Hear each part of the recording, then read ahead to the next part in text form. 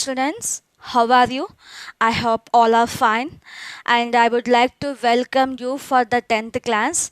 And as you know, you have promoted for 10th class. And you know about me, myself Kalyani. And I am here to teach you the biology subject. So if you see, it is your biology textbook, and this biology textbook, if anybody have the textbook, you can see the index.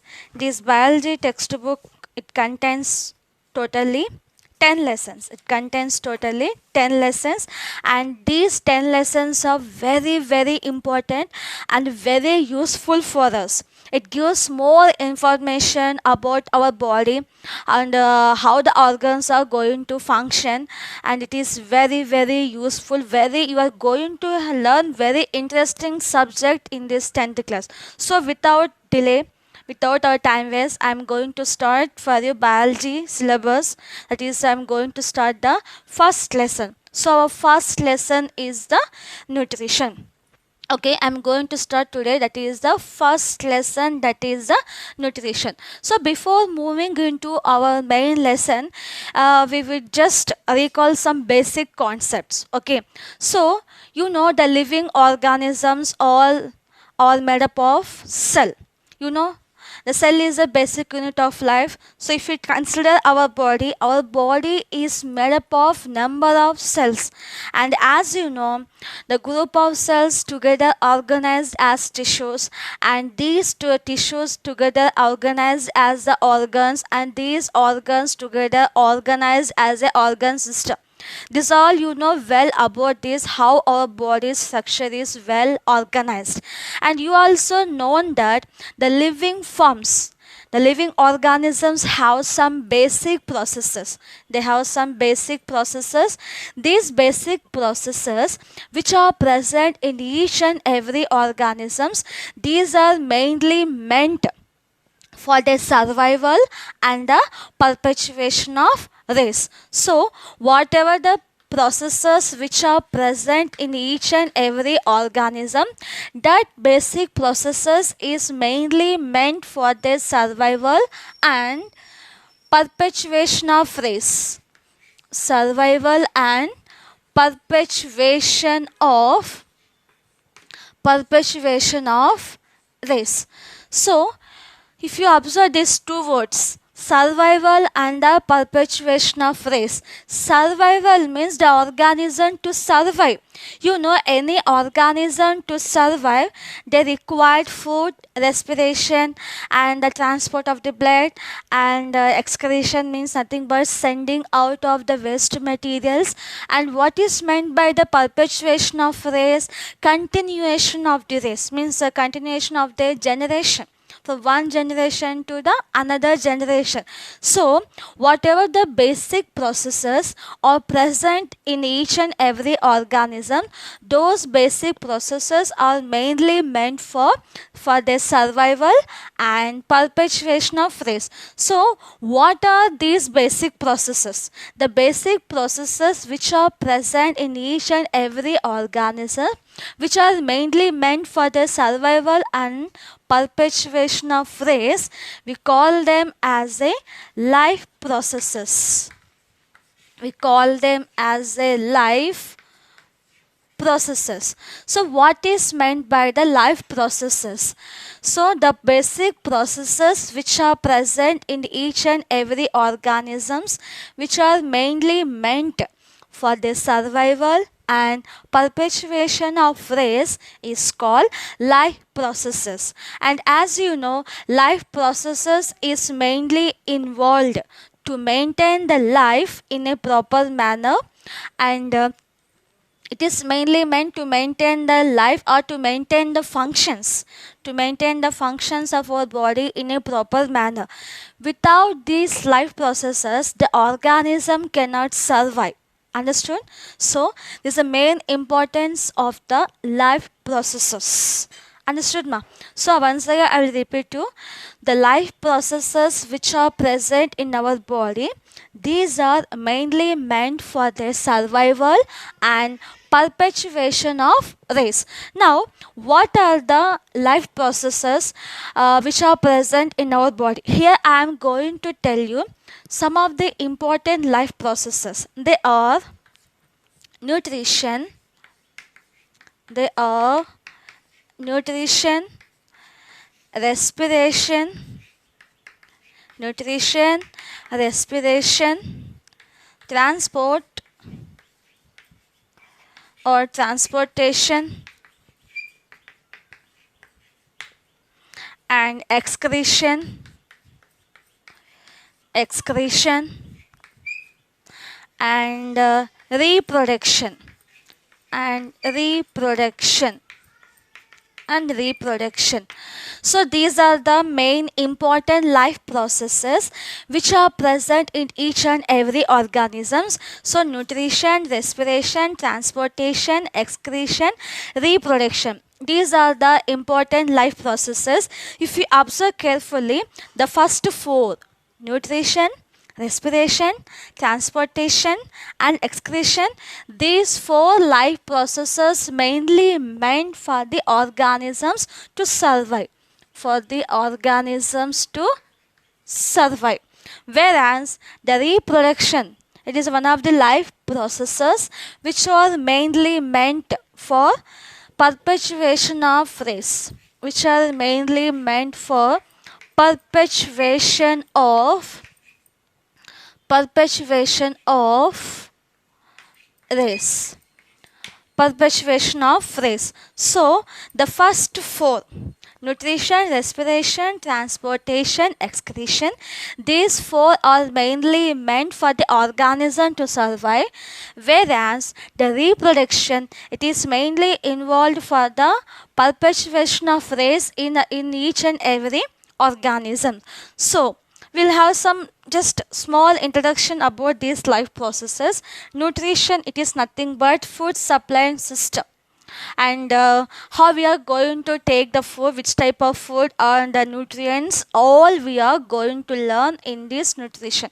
And respiration, without inhaling or exhaling this process of respiration, we cannot survive. We used to inhale oxygen and we used to exhale the carbon dioxide. Not only carbon dioxide, other waste gases also we used to exhale. Next, transportation. In this transportation, the blood is transported in all the body organs. So the blood is transported to all the body parts. Excretion. So sending out of the waste materials from our body, we call it as a excretion. And reproduction, giving birth to the young ones, we call it as a reproduction. So these are the some of the important life processes which are present in each and every organism. Today we are going to learn in our class, that is one of the life processes, that is the nutrition. Understood, Nana? So this is about just brief introduction of the life processes. Yes, we are going to start our first lesson, that is the nutrition. Yes, you people might have heard the word the nutrition in your daily life. Some members will be taking, you should take the proper nutrition to maintain the good health, and you should take the proper nutrients for your body growth, and all used to hear from others in your daily life. And now I am going to tell you what is nutrition actually, and how it is going to help us, and how we have to consume that one. All we are going to learn today's in this lesson, nutrition. So first of all, what is a nutrition? We can also say nutrition as a food supplying system. We can also say nutrition as a food supplying system. We can say it as a food supplying system. The name only indicates food supplying system. So the food which we take, it contains the nutrients. You know that very well. So coming to the definition for the nutrition is a process. It is a process of intake and as well as utilization of nutrients. So nutrition is a process of intake as well as intake and as well as utilization of nutrients.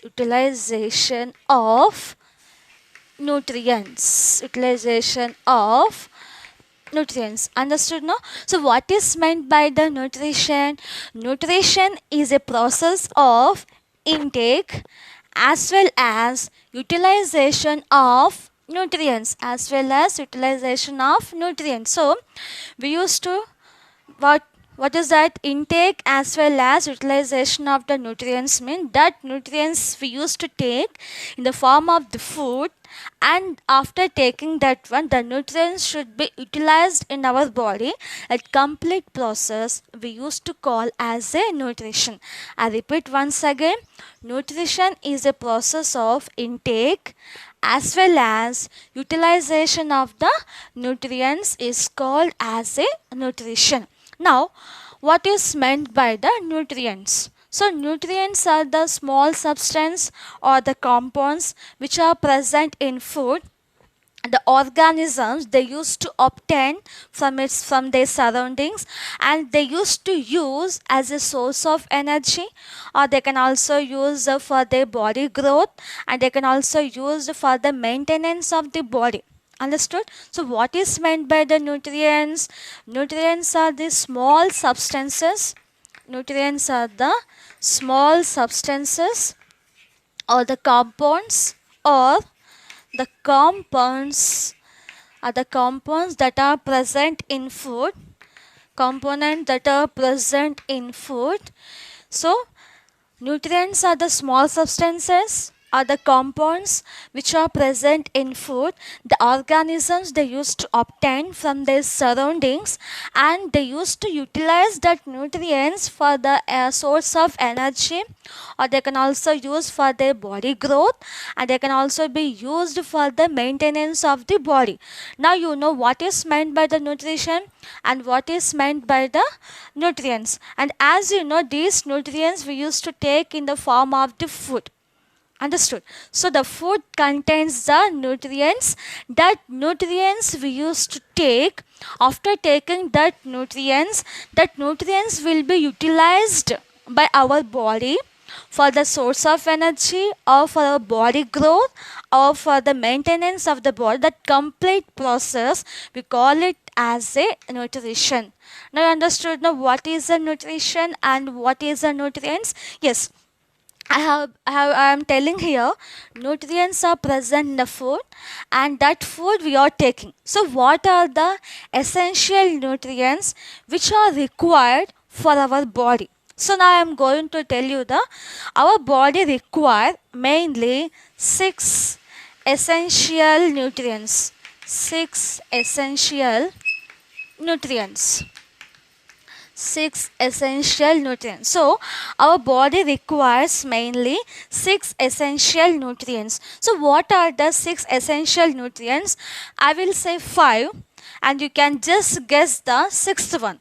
So here I am going to write the 6 essential nutrients which are useful for each and every organisms. They are carbohydrates,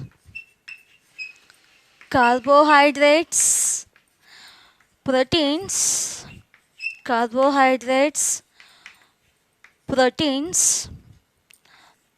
lipids. We can also call lipids as fats. And next one, vitamins, minerals.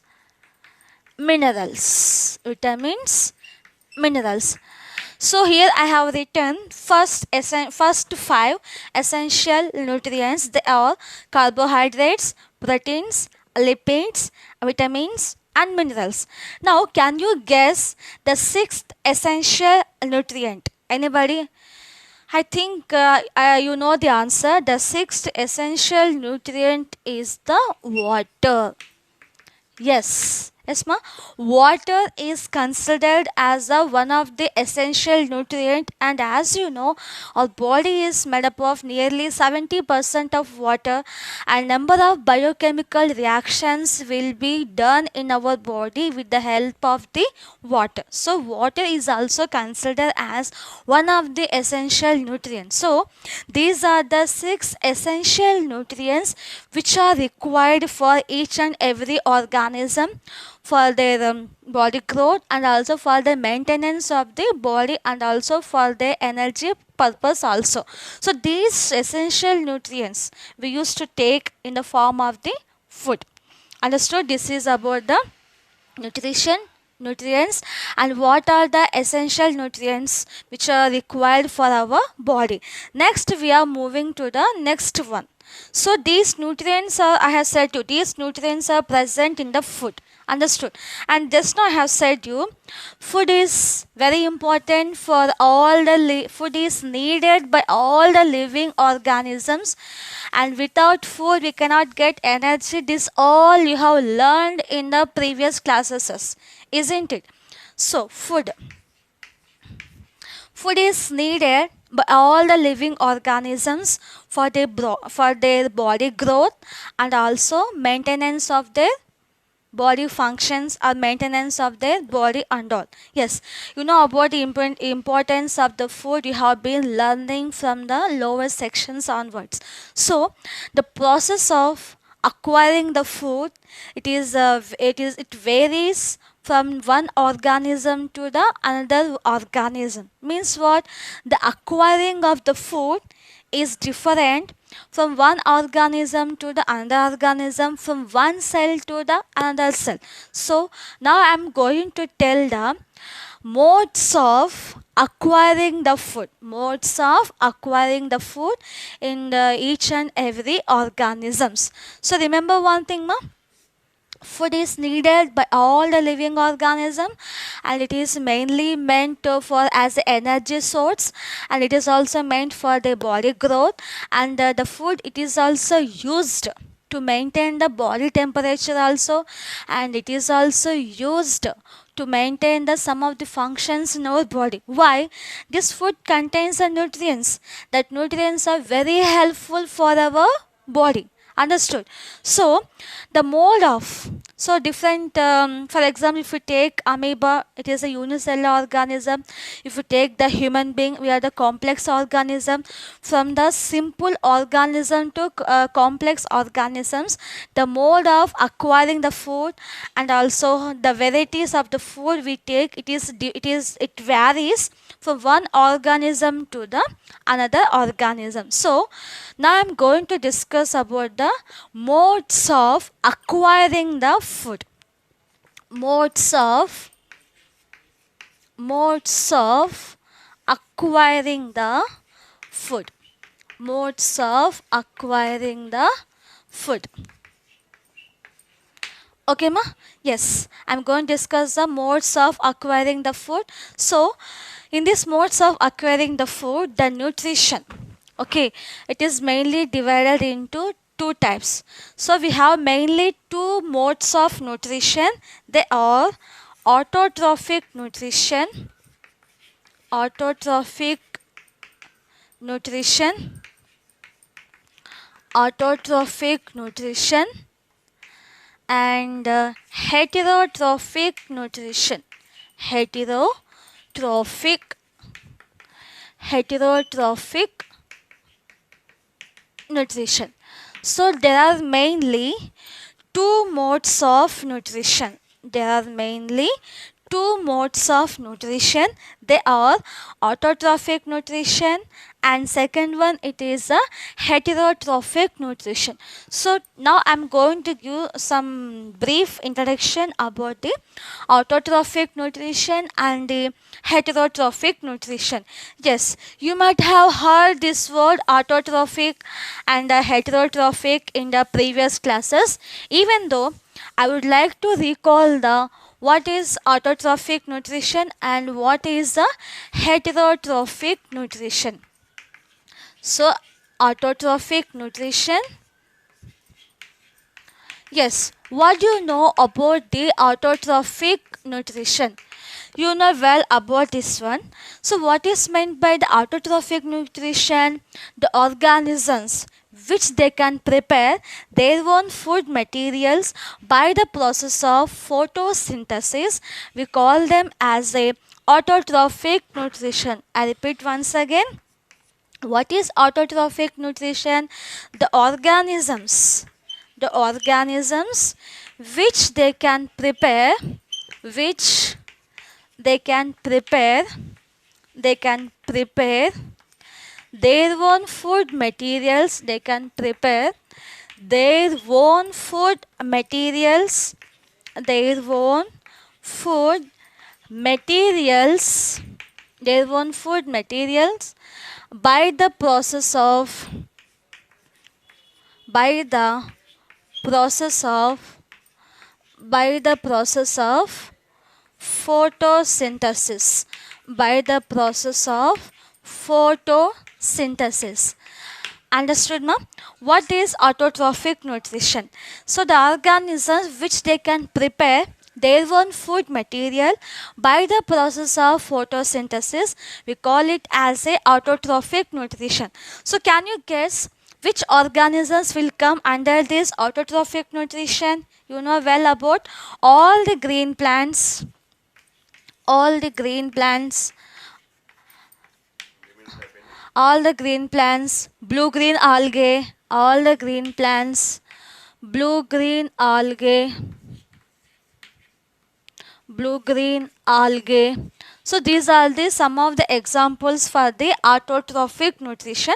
Now we are moving to the next one, heterotrophic nutrition. Remember one thing, autotrophic nutrition, they can prepare their own food material by the process of the photosynthesis. By the process of photosynthesis, examples are the all the green plants and also blue green algae. These are the examples for the autotrophic nutrition. Next we are moving to the heterotrophic nutrition.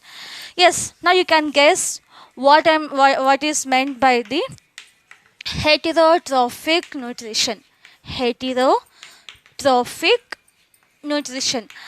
And you people already know all this heterotrophic nutrition and autotrophic nutrition, even though we have to recall all those. So what is heterotrophic nutrition? The organisms which they cannot prepare their own food material, but they used to depend on others or other organisms for their food. We call it as a heterotrophic nutrition. We call it as a heterotrophic nutrition. The organisms which they cannot prepare they cannot prepare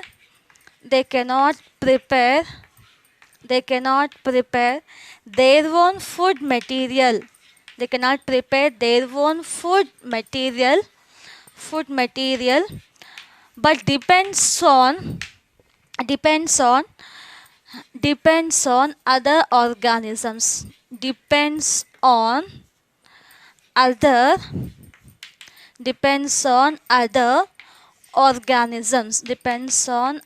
organisms for their food. So I repeat once again, what is heterotrophic nutrition? The organism which they cannot prepare their own food material, but depends on the other organism. We call it as a heterotrophic nutrition. And examples you can guess, all the animals, the fungi, the human beings comes under the heterotrophic nutrition. What are the examples? Fungi, all the animals, human beings, human beings. Okay, so these are the some of the examples which comes under the heterotrophic nutrition. Now I hope you understood what is meant by the autotrophic nutrition and what is meant by the heterotrophic nutrition. Remember, autotrophic nutrition means they can prepare their own food material, whereas heterotrophic nutrition, they cannot prepare their own food material. Okay, yes, in the next class I'm going to discuss about detail about the autotrophic nutrition and also heterotrophic nutrition, and whatever the points I have said here, You just note it down in the notes and we'll meet in the next class. I hope you understood this.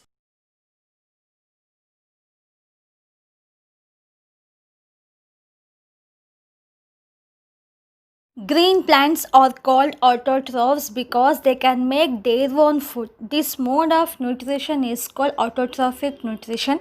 Majority of plants are green because they possess green color pigment called chlorophyll. Chlorophyll helps the plants to make their own food in the presence of sunlight. It is found in organelles called chloroplasts present in the cells of the plants. Now, heterotrophic nutrition. As we learned earlier, in heterotrophic nutrition, the organism depend on plants for their food.